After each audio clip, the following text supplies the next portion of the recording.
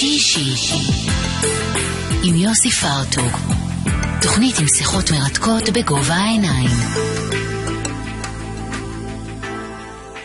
אחר הצהריים טובים מאזינות ומאזינים, התוכנית שישי אישי היום כמדי יום שישי בין השעות 4 ל-5, ואנחנו כמובן מארחים אורח אחד מרכזי שיהיה איתנו בשעה הקרובה. הוא גם יבחר את המוסיקה שהוא רוצה, אנחנו נשמע עליו קצת פרטים. אתם לא כולכם מכירים אותו, אבל כשתתחילו לשמוע מאין הוא בא ולאן הוא הגיע, אז היום אנחנו נדבר עם איתן מנור, היום קברניט באל על. יליד גדל בשכונת עתיקות א' באשקלון, למד בבית ספר ארלוזורוב, ורק תחשבו שבית ספר ארלוזורוב היום, משם יצאו טייסי העתיד. זה נשמע קצת דמיוני, אבל פעם זה לא היה כל כך דמיוני, אז הבאנו את איתן לכאן. הוא בוגר בית ספר טאגר, לאחר מכן אף לצבא, ומאז לא חזר לאשקלון. שלום איתן מנור. שלום, ערב טוב לך ולכל המאזינים. תגיד, כשהיית צעיר, מה זה, שיחקתם בטיסנים כדי להגיע לאן שהגעת היום? לא, שאני הייתי צעיר, מה זה הייתי צעיר? זה היה לפני 10-15 שנה, לא פחות, כן? בכל אופן לא שיחקנו, אני לא שיחקתי בטיסנים, אני גם לא רציתי או לא חשבתי להיות טייס מגיל צעיר מאוד. שיחקנו בעיקר כדורגל, שיחקנו קצת מחניים, משחקי חברה מחוץ לשכונה. אבל לא התעסקתי עם טיסנים כמעט בכלל, עד גיל 17 פחות או יותר, שהחלטתי שמתאים לי המסלול בחיל אוויר. איך עכשיו תלמיד, נניח שיושב עכשיו בכיתה ה' בבית ספר ארלוזורוב, שומע אותך ואומר, וואלה, גם אני יכול להיות פעם. מה זה רצון, זה שאיפה, זה דמיון שיוצרים אצל בן אדם, ואז הוא מגיע לאן שהוא מגיע? אני חושב שהדבר הכי חשוב זה קודם כל לרצות ולהאמין בעצמך. אם אתה מאמין בעצמך וביכולות של עצמך, ואם אתה חושב שכרגע אין יכולות, אז תפתח אותם. ואם אתה תלמיד בכיתה ה' ו' ז', ואתה מתכנן וחושב על השירות הצבאי שלך, ורוצה להגיע ליחידה מובחרת או לחיל אוויר לקורס טייס, אז הדבר הכי חשוב זה קודם כל מאוד לרצות ומאוד להתאמץ ברצון שלך, ומצד שני גם להשקיע בדברים היותר טובים, בעיקר בנושא של החברה, חברים שלך, קצת בלימודים. קצת, לא צריך יותר מדי, לא צריך, אני לא הייתי תלמיד מצטיין, אף פעם לא, אבל את היכולות שלי השלמתי לאחר מכן, כי פשוט האמנתי בעצמי, והלכתי עם הדרך שהאמנתי בה. זה לא מה שנתת לילדים, אני מניח, נתת להם חינוך כדי שהם יאהבו ללמוד. זה נכון, יש לנו 4 ילדים, לי ולזוגתי, אשתי אופרית. בכל אופן, מה שנתנו להם כלי. אמרנו להם שהלימודים זה כלי שלכם להתקדם בחיים. תעשו עם זה מה שאתם רוצים. כל אחד לקח את זה לדרכו. יש כאלה שבכיתה י"א, י"ב לקחו את זה ברצינות יתר, ויש כאלה כמו הבת הקטנה שלי שיושבת פה לידי, שלקחה את זה קצת יותר מאוחר, ובסוף באמת נהייתה מצטיינת, אבל בשלב יותר מאוחר. אז לא צריך להגזים, לא צריך כהורים להתנפל על ילדים, ללחוץ אליהם לרוץ לבית הספר, כי לא תמיד זה הכלי הנכון. תן לילד את הכלים, תגיד לו שזה החיים שלו, הוא יחליט לבד. אבל יש לך 4 ילדים, 3 בנים ובת, ודווקא היא על המטוס. כדיילת, שלום כרמל, גם אנחנו נגיד לך שלום. כן, זה נכון. האמת היא שכל הילדים התחילו את דרכם בחיל אוויר פחות או יותר, אבל המשיכו בדרך אחרת. כיום הגדול גמר את הלימודים ועובד, 2 האחרים סטודנטים, והקטנה כרגע החליטה שהיא לוקחת פסק זמן מהלימודים אחרי הצבא, הייתה קצינה בצבא, והיום היא דיילת באל על, ואני מאוד שמח כי זה סוגר לי איזשהו מעגל, שיש לי עוד מישהו להסתכל אחורה ולראות שם את הבת שלי, זה מאוד מרגש. אתה לא טסת איתה עוד. יצא לנו 2 טיסות לטוס ביחד, זו הייתה חוויה מדהימה לטעמי, בעיקר בגלל שאני לא יכול להגיד לה מה לעשות, היא אומרת לי מה לעשות, זה דבר שהוא נדיר במטוס. אבל לפחות יודעת איזה קפה אתה אוהב. היא יודעת בדיוק איזה קפה אני אוהב, אבל היא לא מכינה קפה, אז בכל מקרה זה נחמד. כמה טייסים יצאו מאשקלון להערכתך? אם אתה מדבר על כל השנים, מהזמן שאני מכיר את עצמי פחות או יותר, אני מעריך שבסביבות 10, אני חושב. ובאופן יחסי לגודל העיר אשקלון זה קצת, זה הרבה. לגודלה של העיר, בזמן שאני התגייסתי והלכתי לקורס טייס וסיימתי אותו, זה היה יחסית מספר טוב מאוד, זאת אומרת לא היו הרבה טייסים, אבל ביחס לשיעור האוכלוסייה זה היה בסדר. היום אשקלון השתנתה מאוד, גם גדלה מאוד, ולכן אני בהחלט מצפה שעם האוכלוסייה המצוינת שגרה פה, האוכלוסייה הזאת תמשיך ותגדל טייסים, אבל אני לא יודע להגיד לך אם זה טוב או לא טוב. קשה לי. כמה טייסים היו כשאתה הפכת להיות טייס? יצאו כבר או שהיית בין הראשונים? הייתי בין הראשונים, אבל היו כבר 2 לפניי. אני חושב שאני הייתי השלישי מאשקלון בזמנו. אבל אני לא מתחייב על המספר. בסדר, אבל המשיכו לצאת, זה לא נעצרה. המשיכו לצאת, והחוויה הגדולה הייתה שהגענו בימי עצמאות או בימי הזיכרון לבית הספר עם מדים, אז התלמידים בכיתות הנמוכות שהסתכלו עלינו, זה בעצם יצר אצלם איזושהי מוטיבציה להגיד, וואלה, החבר'ה האלה רק לפני 3 או 4 שנים היו כאן בבית הספר, והנה הם עכשיו לובשי מדים וחוזרים עם כנפיים וכולי, אז אולי גם אנחנו. זה לדעתי אחד הדברים שהחיילים שלנו, הקצינים שלנו, היום צריכים להמשיך ולהגיע לבתי הספר, לעודד את הצעירים, להגיע ליחידות טובות, התנדבותיות, וכמובן למצות היכולות שלהם. כך 5 תחנות בחיים, מי שנולדת, קיבוץ קרמיה, עד היום, איך אתה מדרג אותם? כלומר, הם המשמעותיות ביותר בחיים שהיו לך. אני חושב שהתחנה הראשונה זה קודם כל זה שההורים שלי הקימו את קיבוץ קרמיה, ואני נולדתי שם, וההורים עזבו שהייתי בן 8, זו תחנה אחת. בעצם עזיבת קיבוץ לילד בן 8 זה תחנה שזוכרים אותה עד היום, ואני זוכר את זה מאוד לחיוב, לא את העזיבה, אלא את הקיבוץ עצמו והגדילה שלי בקיבוץ.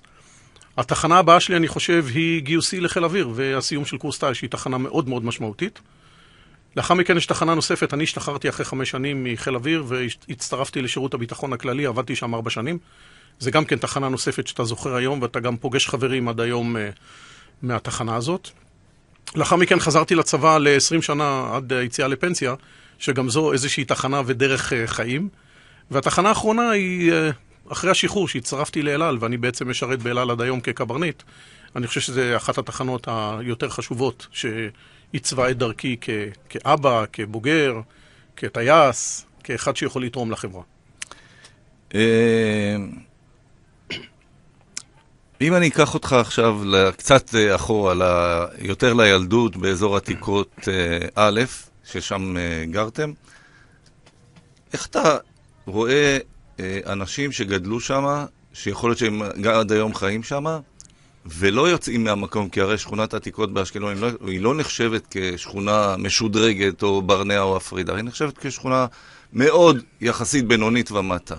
איך יוצאים משם ואומרים, אני אהיה יותר טוב מאשר אני גר שם? כלומר, אני אהיה יותר מוצלח מאותם ילדים שכנראה רובם לא מגיעים לרמות כמו שאתה הגעת. קודם כל, אני חושב שזה עניין של רצון אישי. אני לא עזבתי את עתיקות בגלל רצון אישי שלי, אלא בגלל רצון של ההורים שלי. ההורים שלי עזבו את עתיקות ועברו לרסקו. בכל אופן, אני חושב שזה בכלל לא משנה איפה אתה גר. מה שחשוב זה היכולות האישיות שלך והרצון האישי שלך. אתה יכול לגור בכל שכונה באשקלון או בכל מקום אחר בארץ. אם יש לך יכולות אישיות ורצון אישי, אתה יכול להגיע, לדעתי, השמיים עם הגבול, כמו שאומרים אצלנו בחיל אוויר. בכל אופן, עצם זה שעברנו מעתיקות א', שאני זוכר את השכונה הזאת כשכונה מאוד טובה, מאוד מעניינת, עם חברים שהיו לי שם עד היום. מעבר לרסקו היה מעבר קצת מוזר, כי זו הייתה שכונה שונה לחלוטין, לקח לי זמן להכיר שם אנשים, ולאחר מכן בבגרותי ההורים עברו גם לברנע. אני לא חושב שעצם המיקום שבו גדל ילד הוא מכריע את גורלו. מה שחשוב זה באמת להחליט שאתה רוצה להגיע למקומות מסוימים, להאמין בעצמך ולהתאמץ, ותגיע. זה בכלל לא משנה איפה אתה גר. כלומר, זה לא מכשול. זה לא המקום עושה את האדם. לא, אני לא חושב שהמקום עושה את האדם, אני חושב שההפך. ויש דוגמאות רבות בכל הארץ, לאו דווקא באשקלון. תיקח אנשים מוצלחים מאוד שנמצאים בכל תחומי החיים שלנו, החל מהפוליטיקה וכלה בכל החיים האקדמיים וכו'. אתה תמצא אנשים מכל מקומות בארץ שבהם גדלו, בוא נאמר, משפחות אולי קשות יום, ובכל זאת הם הגיעו למצב שבו הילדים התפתחו והגיעו לנקודות מפתח בחיים. וזה מה שקובע, לדעתי. כמה אתה זוכר את הילדות שלך, כלומר, מתוך החברים שאתה איתם בקשר עד היום? כמעט ולא, יש 2 חברים שאני זוכר אותם, אבל אני כמעט ולא נפגש איתם מדי פעם. האמת היא שאני זוכר את השכונה הזאת בעיקר בגלל מלחמת 6 הימים.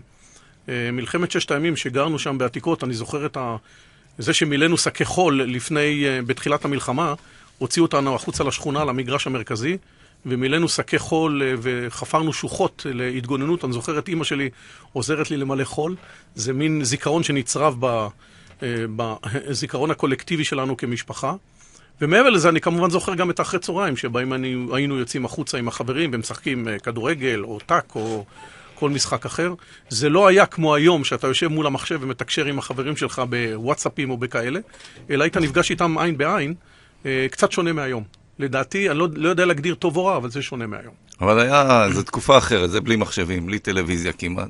נכון. החיים הם התפתחו, כמו שאתה אומר, face to face. אתה לא מדבר בטלפון ומעביר את קורות החיים שלך בצורה כזאת, אלא פשוט יושב עם חברים ומדבר איתם. זה נכון, ואתה גם לומד להכיר אותם טוב יותר, כי אתה באמת יושב איתם עין בעין, ולא בוואטסאפים שאתה לא תמיד יודע מי החברים שלך. אתה חושב שאתה יודע שבצד השני של הוואטסאפ יושב חבר, אבל בעצם זה יכול להיות גם איזה ומפייר, אתה לא יודע מי זה.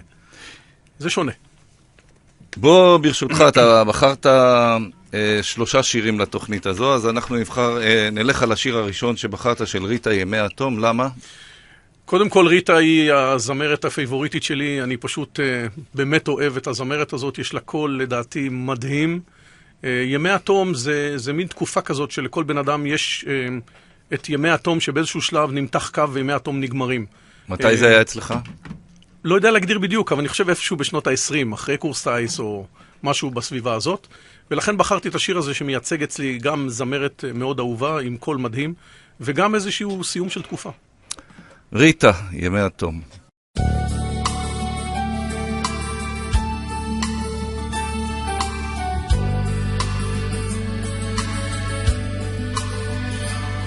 כשתגיעי לבית שלו ותמצאי אותו שמה, ספרי שאני מחכה בלילות, ואל תספרי עד כמה.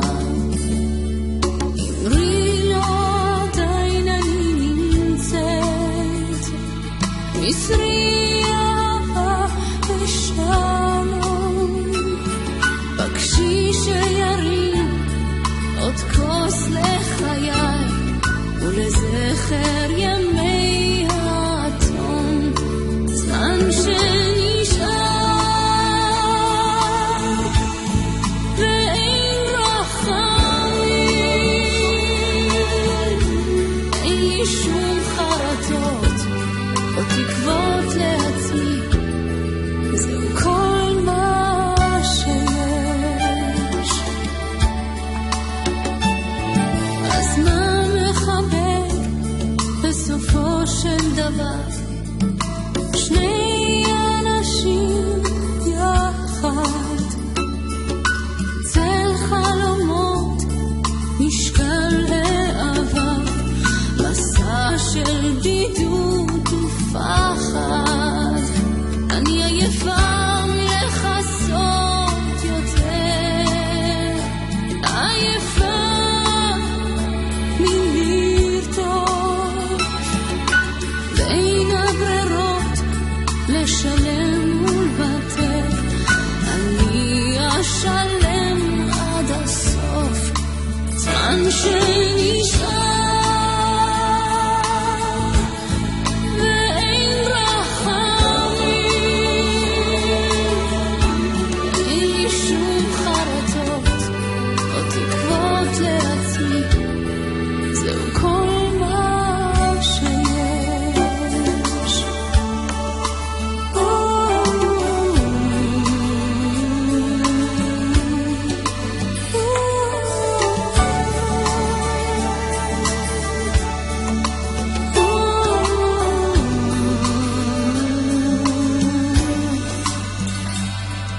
הוא בטח זוכר איך באתי אליו, חיפשתי תשובה מושלמת, חול מעבר את עינינו עכשיו, סופה בכבדות נושמת,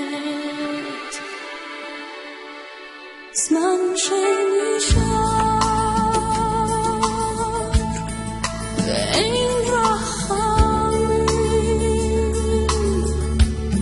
אין לי שום חרטות או תקוות לעצמי, זהו כל מה שיש. זמן שנשאר ואין רחמים, אין לי שום חרטות או תקוות לעצמי, זהו כל מה שיש.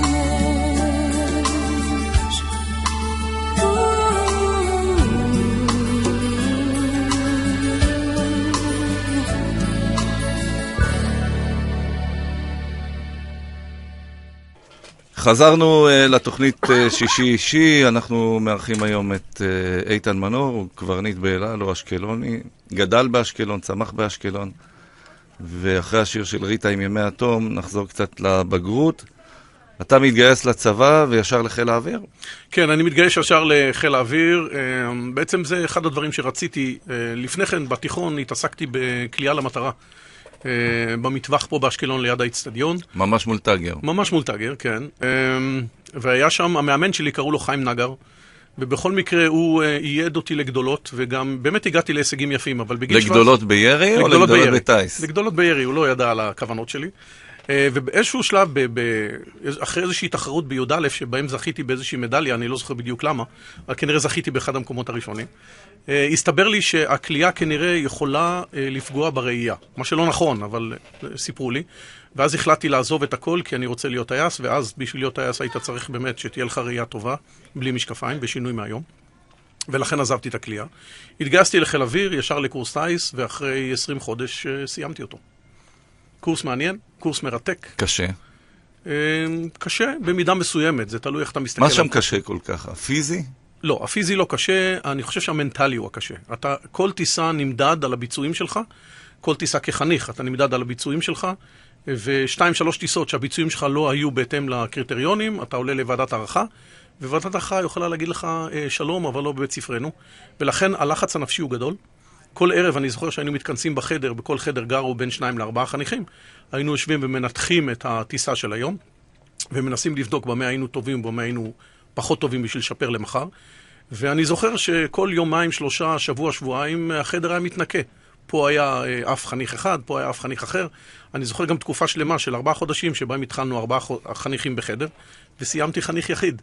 זה מאוד עצוב, כי אתה נקשר לאנשים, וככל שעובר הזמן, והקורס מתקדם, אתה מצפה שהאנשים שאיתך גם יסיימו איתך, ולרוע המזל, אנשים לא נשארים.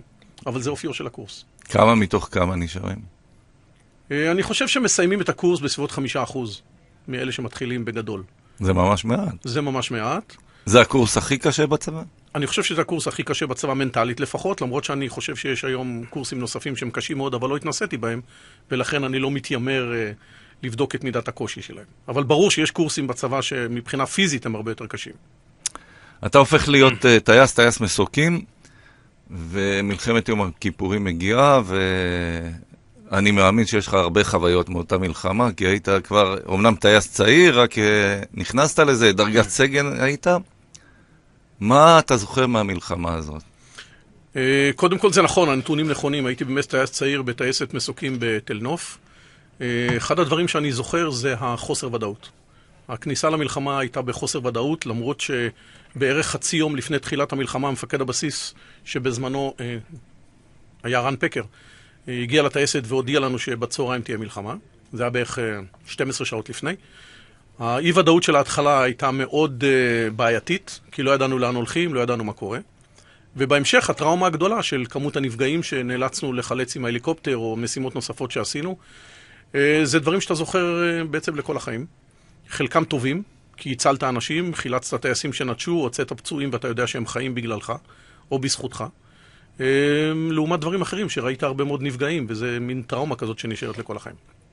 נשאר לך משהו מהטראומה של מרדפים, של מיגים, של טילים אחריך בסיני? כן, היה אירוע מעניין שיצאנו לאיזושהי משימה מעבר לתעלה, לחלק המערבי של תעלת סואץ. האזור עדיין לא נכבש בצורה מסודרת על ידי כוחותינו. הגענו לשם אנשי מודיעין לאיסוף חומר מודיעיני כלשהו, ובעודנו שוהים על הקרקע עם ההליקופטר, התנפלו עלינו 6 מיגים, והתחילו לתקוף את ההליקופטר מכל הזוויות. הצלחנו להיחלץ באור שיננו מהסיפור הזה שהמיגים תוקפים אותנו, ואחרי בערך 3-5 דקות האירוע הזה נגמר, וחזרנו לבסיס ברפידים מזיעים אך רצוצים. זו הייתה משימה שזכורה כטראומה אמיתית, אבל לקחנו אותה דווקא לכיוון מאוד חיובי, שהצלחנו לממש או ליישם איזושהי תורת לחימה נגד תקיפה של מטוסי קרב נגד הליקופטרים, וחזרנו מהעניין הזה והמשכנו להתאמן בזה בטייסת גם אחרי המלחמה. והיה איתך טייס יגאל מור, הוא קצת יותר גדול ממך, היה חונך טוב? כן, סגן אלוף יגאל מור היה מפקד הטייסת לפני המלחמה, התחלף בערך כשנה לפני המלחמה. שמחתי מאוד שטסתי דווקא איתו, כי הוא אישיות שמקרינה המון ביטחון עצמי והמון שקט נפשי, ושמחתי מאוד שהוא טס איתי, אני חושב שלמדתי ממנו המון. ואתה מתקדם, עוזב את המסוקים. אגב, בתקופה שהיית במסוקים, הייתה גם התקופה של רון ארד, שהוא נעלם אי שם בלבנון. לא. הסיפור של רון ארד, נדמה לי שזה ב-88 או ב-87. אז הייתי קצין במחלקת מבצעים בחיל אוויר, הסיפור הזה היה אחר כך. בכל מקרה, אני משתחרר מהצבא ל4 שנים, עובר לעבוד בשירות הביטחון, אחרי 4 שנים חוזר לצבא ועושה הסבה למטוסי קרב, ובעצם מתחיל את החיים החדשים שלי בחיל אוויר כטייס קרב. הסיפור של רון ארד אכן אירע בסביבות 87-88, אם אני זוכר נכון.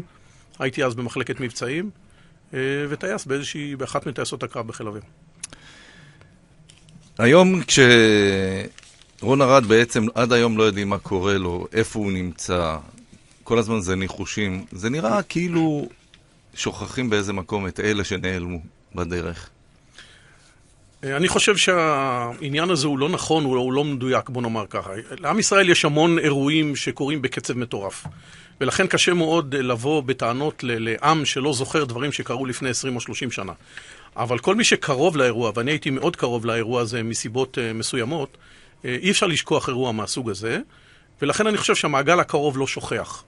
אבל עם ישראל, בעקבות כל האירועים שקורים לו במשך השנים, או במשך הימים שמתרוצצים, ראה מה קורה בימים האלה, אז קשה מאוד לזכור או לחשוב על דברים שקרו לפני 20 או 30 שנה, אבל זה מאוד אישי. בוא נשמע עוד שיר מהשירים שבחרת, וזה שלמה ארצי, את הגשם תן רק בעיתו. כן, זה שיר שקודם כל בימי הקיץ החמים האלה אני הייתי מייחל, כמו באירופה, שפעם בשבוע יהיה לנו איזה יום גשום כזה שיוריד את הטמפרטורות ויעשה את הירוק של העצים קצת יותר ירוק. וחוץ מזה שהשיר הזה גם מסמל איזושהי תקווה של להסתכל קדימה ולהגיד, בעצם כל מה שאני רוצה זה את הקרובים שלי, את המשפחה שלי, את האהובים שלי, לשוב ולראות אותם בעצם, זה מה שאני רוצה. וזה תקווה לעתיד. שלמה ארצי, את הגשם תן רק בעיתו.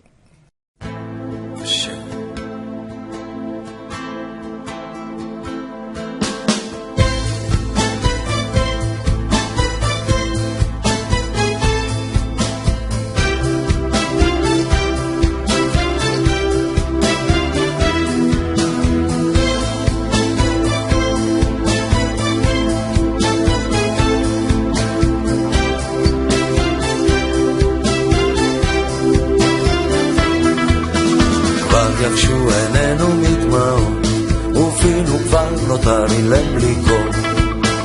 מה עוד נבקש אמור מה עוד, כמעט ביקשנו לנו את הכל.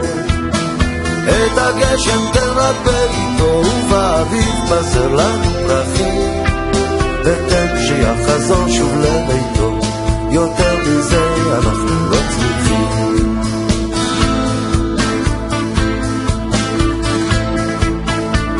כאבנו 1000 צלקות, עמוק בפנים הסתרנו הנחה.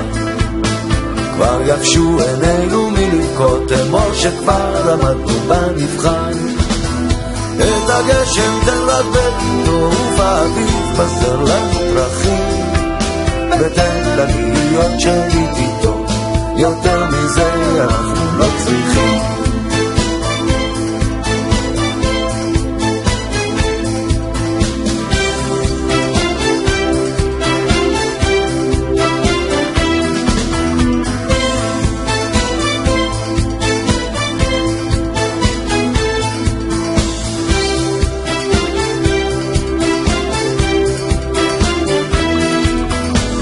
כיסינו תל ועוד אחד,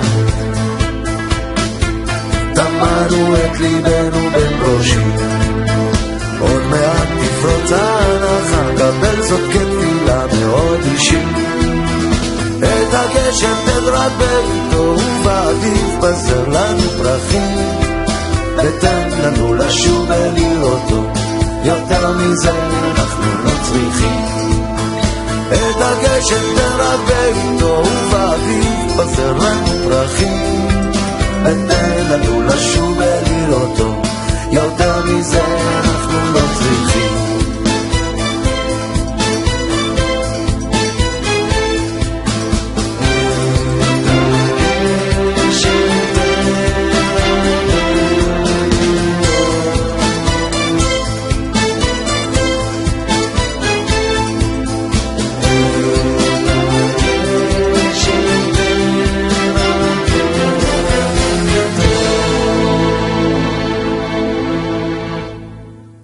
שוב שלום לכם אחרי שלמה ארצי ששר לנו את הגשם תן רק בעיתו. אנחנו בתוכנית שישי עד השעה 5. העורך שלנו היום הוא איתן מנור, קברניט באל על. מה יותר מכירים, את הבן של גד הצלם או את גד כאבא של הטייס? זה תלוי את מי שואלים. אם שואלים אותי, אז כל פעם שאני מציג את עצמי כתושב אשקלון או אחד שגדל באשקלון, אז אומרים לי, רגע, אתה לא מוכר. אז אני שואל, רגע, את גד הצלם אתם מכירים? אז כולם אומרים, בוודאי, זה הצלם של אשקלון. אני אומר, אז אני הבן שלו. אז יש מן הבא של הפתעה על הפנים של זה שאני מדבר איתו. אתה הבן של גד הצלם? כן? אז אתה הטייס. כן, זה אני. ומהרגע הזה נפלו כל החומות והכל בסדר. אם שואלים את אבא, אז אבא מסתכל על זה תמיד אחרת, כי הוא האבא של. אני הבן של והוא האבא של. אז זה תלוי את מי שואלים. גאוות המשפחה. גאווה של אבא, כן. כן. אתה מגיע לאל על, זה כמעט נשמע טבעי. היית, פרשת, כשפרשת מחיל האוויר, על מה טסת? כפיר? טסתי על כפירים ואחרי זה על סקאיוקים. פרשתי מחיל אוויר, המשכתי לטוס בחיל אוויר עדיין כמילואימניק עוד כ10 שנים. לאחר מכן הפסקתי את טיסותיי בחיל אוויר עקב מגבלת גיל. יש בחיל אוויר מגבלת גיל. זהו, והצטרפתי לאל על. מבחינתי זה היה באמת מהלך טבעי שבעצם פעם טייס תמיד טייס, ולכן המשך הדרך של טייס שפורש, לפחות כך אני חשבתי, זה לא להצטרף לאיזושהי, אני יודע מה, איזשהו הייטק או איזשהו, לנהל איזשהו משהו, אלא פשוט להמשיך בדרך הטבעית של להמשיך להיות טייס, ואל על זה נראתה לי דרך טבעית. אבל לפני זה, הטיסת הפרישה שלך, אתה זוכר? כן. הטיסה האחרונה? כן, את הטיסת פרישה שלי אני זוכר, המשפחה הגיעה לחצרים, הטייסת הייתה אז בחצרים, יצאנו במבנה, עשינו איזשהו טיסה לאורך ישראל, עשינו איזושהי תקיפה בדרך, מדומה כמובן, וחזרנו חזרה במטס מעל המסלולים, מעל המשפחה, חברים, משפחה, טייסת. היה אירוע מעניין, באמת אירוע מעניין, ומאוד מרגש לבן אדם עצמו. יום העצמאות? יום העצמאות, לא זכור לי שביום העצמאות... שטסת מעל הבית. אוקיי, בסדר, זה בסדר, נכון, אתה צודק. אבל לא זה הדבר שאני הכי זוכר. הדבר שאני הכי זוכר זה באמת מטס הפרידה שלי, שבעצם חיל אוויר עושה מטס שהוא מאוד מרגש מבחינה משפחתית, שהוא גם מביא את הבן אדם ומזמין את המשפחה שלו לבסיס עצמו, ועושים קבלת פנים, ואחרי זה עושים מטס, ואחרי זה עושים, יורדים מהמטוס ומתחבקים ומצטלמים זה נחמד. זה באמת, את זה אני זוכר. ואז אתה הולך לאל על ומתחיל מאיזה מטוס? כן, הצטרפתי לאל על למטוס בואינג 767, טסנו אז על שני סוגים, 767 ו-757, זה היה אותו רישיון. הצטרפתי לאל על באופן טבעי, הייתי טייס קצין ראשון בעצם כ5.5 שנים, ולאחר מכן אתה עושה תהליך של upgrading, כלומר תהליך של הכשרה לקברניטאות, תהליך שנמשך כחצי שנה. ולאחר מכן, אם אתה בסדר ואתה עובר את כל המבחנים, אז אתה נהיה קברניט, תקבל 4 פסים, ומהרגע הזה בעצם אתה הופך להיות מפקד המטוס. במהלך שירותי באל על טסתי 2 על ג'מבו 747-400 כקצין ראשון, לאחר מכן חזרתי לקברניטאות ב-76, שירתי שם עוד כ-13 שנה, ובשנתיים וחצי האחרונות אני קברניט על בואינג 777. יש טיסות מעניינות, כלומר, קיים המושג הזה, טיסה מעניינת, לשם אני רוצה לטוס, אין לי שום בעיה עם זה. זה תלוי מה זה טיסה מעניינת. טיסה מעניינת זה להגיע ליעד מעניין, או טיסה מעניינת זה טיסה... זה להגיע בכלל, אבל... כן, אז אני מתייחס לעניין הזה של הטיסה כאל אמצעי להגיע. כי אם אתה לוקח טיסה מעניינת, זה אומר שטיסה שקורים בה דברים, ואנחנו לא רוצים שיקרו דברים, ובעצם 99.9% מהטיסות הן טיסות סטנדרטיות ורגילות, שבהן באמת לשמחתנו לא קורה שום דבר, והן טיסות רגילות, שמה שיפה זה המקום שאליו אתה מגיע. מאחר ואני מאוד אוהב לטייל, אז בדרך כלל כמעט לכל עיר שהגעתי, עליתי על נעלי ספורט והתחלתי לטייל ברחובות, וככה הכרתי באמת ערים רבות במהלך הטיסות שלי וברחבי הגלובוס, ולכן אני חושב שזו עבודה מבחינתי מאוד טובה ומאוד מעניינת, כי אני פשוט אוהב לטייל, וזה אמצעי טוב להגיע לכל מיני מקומות בעולם. תן לנו קצת תיאור של כניסה של טייסים לתוך תא הטייס. מה אתם בעצם עושים שם? קודם כל, כל העסק מתחיל בערך שעה וחצי לפני סגירת דלתות. אתה מגיע למרכז שליטה באל על, אתה מקבל את התדריך, אתה עושה תדריך עם אנשי הצוות האחרים שלך, קרי הטייסים האחרים. יש טיסות שיש 2 טייסים, אתה וקצין ראשון, יש טיסות שיש 3, או יש טיסות שיש 4, זה תלוי באורך הטיסה, על פי החוק מחויב כמות מסוימת של טייסים. התדריך לוקח בין 20 דקות לחצי שעה, שבתדריך אתה עובר על כל נתוני מזג האוויר, על נתוני הנתיב, על כמות הנוסעים, על בעיות מסוימות שמתוכננות, על התחנה אליה אתה מגיע, בקיצור כל הדברים שקשורים לטיסה עצמה. כ-45 דקות עד 50 דקות אתה מגיע לקוקפיט ואתה מכין אותו. מה זה מכין? אתה מעדכן את כל המחשבי טיסה, אתה מקבל את כמות הדלק הרלוונטית, אתה רואה אם יש בעיות עם נוסעים כאלה או אחרים, אתה מדבר עם הכלכל שהוא בעצם מנהל השירות בטיסה, שהוא אחראי על הקבינה. בקיצור, מכין את כל הטיסה עצמה, מקבל את הנוסעים. בזמן, ואל על בדרך כלל יוצאת בזמן, סוגרים דלתות ויוצאים לדרך. כלומר, כל הכניסה לקוקפיט יש סדר מובנה של עבודה שעושה הקצין הראשון ושעושה הקברניט, וזה סדר קבוע. זה לוקח בין 20 דקות לחצי שעה והקוקפיט מוכן להמראה. מתי פעם ראשונה אתה מדבר עם הנוסעים? עם סגירת הדלתות, אני בדרך כלל מדבר עם הנוסעים, אני מברך אותם על כך שהם אנחנו עכשיו, קדימה, את הטקסט. נוסעים נכבדים, ברוכים הבאים לטיסת אל על XXX לוס אנג'לס? נניח ללוס אנג'לס, 005 ללוס אנג'לס, מדבר הקברניט, שמי ככה וככה, יחד איתי יושב הקצין הראשון ששמו ככה וככה, מנהל השירות בטיסה הוא ככה וככה, ואנחנו פה למען בטיחותכם בעיקר. זמן הטיסה הוא 16 שעות, במהלך הטיסה תוכלו כמובן לראות את נתיב הטיסה על המסכים שלפניכם, מזג האוויר הצפוי לנו בנתיב הוא בדרך כלל נוח, מדי פעם אולי יהיו קפיצות קלות, נא לא להתרגש, זו תופעה נורמלית בעונה זו של השנה, מזג האוויר הצפוי לנו בלוס אנג'לס הוא מעונן חלקית, טמפרטורה לקרקע 18 מעלות, נחזור לכם עם עדכונים נוספים על מזג האוויר ממש בסמוך לזמן נחיתתנו. הרשו לי שוב לאחל לכם טיסה טובה ותודה על כך שבחרתם לטוס עמנו אל על. ועכשיו חוזרים על הכל באנגלית. אתה לא רוצה לחזור. Ladies and gentlemen, וברוסית, דמה איגס פרדה. זה אתה... בכל שפה אני יודע משהו. זה אתם לא אומרים. אבל באמת, הזכרת את הקפיצות באמצע. יש אנשים שפשוט נכנסים להיסטריה מהדברים האלה. כן, עכשיו עד כדי כך זה מסוכן, או שזה חלק מתופעת מזג האוויר שקיימת, ואתם מכירים אותה אולי לאורך הזמן, אתם יודעים גם איפה היא מגיעה? התופעות של הקפיצות הן תופעות נורמליות לגמרי. הן יכולות לקרות או להתרחש כתוצאה מכמה אלמנטים. אחד מהם, למשל, זה התחממות לא סדירה של הקרקע.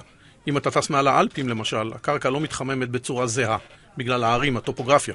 ולכן אתה יכול לקבל מזג אוויר מאוד לא יציב. מצד שני, יש זרימות של אוויר בחלל שבו אנחנו טסים, והשינוי שלהם, או שינוי בטמפרטורה, יכול לגרום לקפיצות. זו תופעה נורמלית, היא מפחידה את מי שלא רגיל. אבל מי שרגיל ומכיר את העניין, זו תופעה נורמלית לגמרי. אני תמיד מתלבט עם עצמי, האם להכין את הנוסעים בקבינה ולהגיד להם, שימו לב, בעוד 5 דקות תהיינה קפיצות כאלה או אחרות, או לא להגיד להם שום דבר ורק להדליק את החגורות. כי יש אנשים שברגע שאתה מטריע שזה הולך לקרות, הם נחרדים ומדבקים לכיסא, ואני לא רוצה שזה יקרה. מצד שני, אתה אומר, בוא נשאיר את זה ליד הגורל, ואני יודע שזה הולך לקרות, אז אני מדליק את החגורות, ונותן לאנשים להיקשר, ואם זו תופעה שהיא טיפה חריגה, אני גם נכנס למיקרופון ואני מדבר איתם, בשביל להרגיע אותם. אל על, כמה זמן זה נראה לך שזה יהיה עוד? אל על חברה מצוינת, עם אנשים מדהימים, אין לי ספק שהנהלה גם תדע לנהל כמו שצריך, לדעתי החברה הזאת אין לה סוף. היא תמשיך גם אחריי וגם אחרי רבים מחבריי שיפרשו עם הגיעם לגיל הפרישה. וכבר חשבת מה אתה רוצה לעשות כשיהיה גדול? כן, אני עשיתי הכשרה, עברתי לעצמי הכשרה, למדתי לימודי משפטים, הוצאתי תעודת עורך דין, עשיתי תואר שני במשפטים. יכול להיות שאני אקח את זה לאיזשהו עיסוק, יכול להיות שאני אתעסק עם העניין הזה. עוד לא החלטתי, כי זה מצריך לעבוד. ואני רגיל היום ליהנות מאוד מהעבודה, ואם זה ייתן לי הנאה נוספת, התחום הזה של המשפטים, אז יכול להיות שאני אתעסק איתו. עוד לא החלטתי, יש לי עוד זמן. תראה, כמה ימים בחודש אתם עובדים?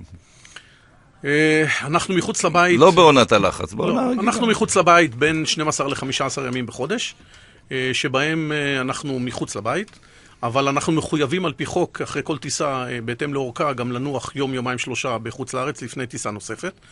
וכמובן בדרך חזרה, שחוזרים הביתה, אז על פי החוק אנחנו מחויבים לנוח בבית זמן מסוים, ולכן זה יוצא של בין 12 ל-15 ימים בחודש אני מחוץ לבית. יש איזה עיר שנקשרת אליה באופן מיוחד? פריז. פריז? כן. ואתה עושה את הקו הזה? לפעמים, ב-7-7 טסים לפריז בעיקר בקיץ. זו עיר שאני מאוד אוהב את העיר עצמה. את האוכלוסייה קצת פחות, אבל את העיר עצמה. הרחובות שלה מדהימים, הריחות, האווירה, כל הדברים שם פשוט מרתקים. אני מאוד אוהב את העיר הזאת. בוא נשמע את השיר השלישי שבחרת של אריק איינשטיין, עוף גוזל. ולמה? למה עוף גוזל? עוף גוזל זה שיר שמדבר לכל הורה שמגדל ילדים, ובאיזשהו שלב הילדים פשוט עפים מהקן, יוצאים כל אחד לדרכו. הם כמובן חוזרים במהלך השישי שבת, שזה בסדר, אבל הם עפים, וזה נותן איזשהו מבט חדש להורים על זה שהגוזלים עזבו את הקן, והם יחזרו בסוף השבוע כמובן, אבל בינתיים יש לך איזה כמה ימים שאתה עם עצמך ועם זוגתך. זה שיר מדבר אליי. אתה גר ברעות היום? אכן. היום רעות, מכבי, מודיעין, זה אותו דבר. אבל אגב, האיחוד הזה היה טוב לרעות? או שהעדפתם להישאר רעות? זה כמובן תלוי את מי אתה שואל. אני ועוד רבים מחבריי העדפנו להישאר מכבי עם רעות, כי חשבנו שהיישוב הקהילתי הזה חשוב שיישאר כמו שהוא. האיחוד הזה נכפה עלינו, בהתחלה התנגדנו לו, ניסינו בכל הדרכים החוקיות להתנגד לו, לא עלה בידינו, התחברנו לעיר מודיעין. היום בראייה לאחור אני יכול להגיד שחלק מהאנשים ברעות פשוט מרוצים מהאיחוד הזה, וחלק מהאנשים עדיין לא. אני באמצע. אתה מטיס, טסו איתך, אתה לא מטיס, אתה מטיס כל מי שעולה למטוס. כל מי שקונה כרטיס, התכוונת. אנשים מפורסמים שטסים איתך ואתה מתחבר אליהם במהלך הטיסה.